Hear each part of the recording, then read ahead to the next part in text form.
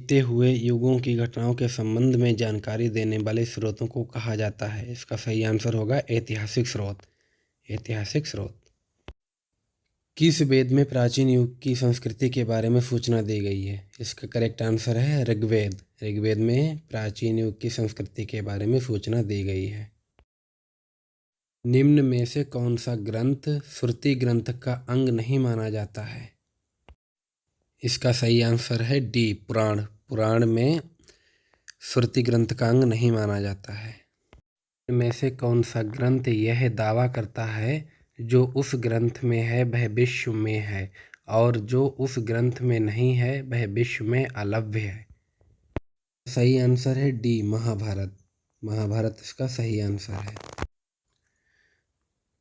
त्रिपिटक धर्म ग्रंथ है। त्रिपिटक धर्म ग्रंथ है। सही आंसर कौन सा है बताओ? त्रिपिटक धर्म ग्रंथ है। ये किसके? जैनों का है, बौद्धों का है, सिखों का है, हिंदुओं का है? तो इसका सही आंसर है बौद्धों का।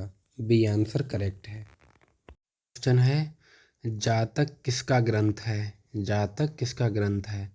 वैष्णव का है, जैन का है, बौद्ध का, शैव का? इसका सही आंसर है बौद्ध। इसका भी बौद्ध है। ठीक।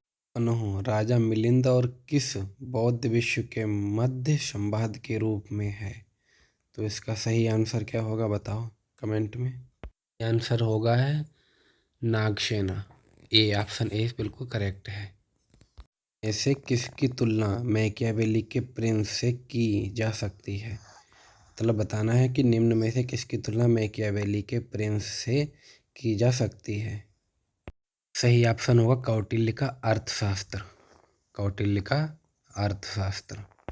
कौटिल्य के अर्थशास्त्र राजनीतिक नीतियाँ, इसमें बी ऑप्शन बिल्कुल करेक्ट है। कौटिल्य के अर्थशास्त्र में किस पहलू पर प्रकाश डाला गया? तो कौटिल्य के अर्थशास्त्र में कौटिल्य की राजनीतिक नीतियाँ। कल्हड़ की पुस्तक का क्या नाम है? कल्हड़ की पुस्तक का क्या नाम है बताइए? कल्हड़ की पुस्तक का क्या नाम है? इसका सही आंसर होगा राजतरंगिणी। ऑप्शन नंबर डी सही है। अगला क्वेश्चन देखते हैं, अष्टाध्यायी किसके द्वारा लिखी गई है? अष्टाध्यायी किसके द्वारा लिखी गई है? इसका आंसर बताएं।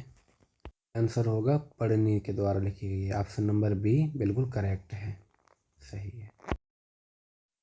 महाभाष्य के रचनाकार कौन है? महाभाष्य के रचनाकार कौन है बताओ आंसर। इसका करेक्ट आंसर है पतंजलि। पतंजलि, ठीक है। महाभाष्य के रचनाकार हैं पतंजलि। क्वेश्चन है, हर्षचरित किसके द्वारा लिखी गई थी?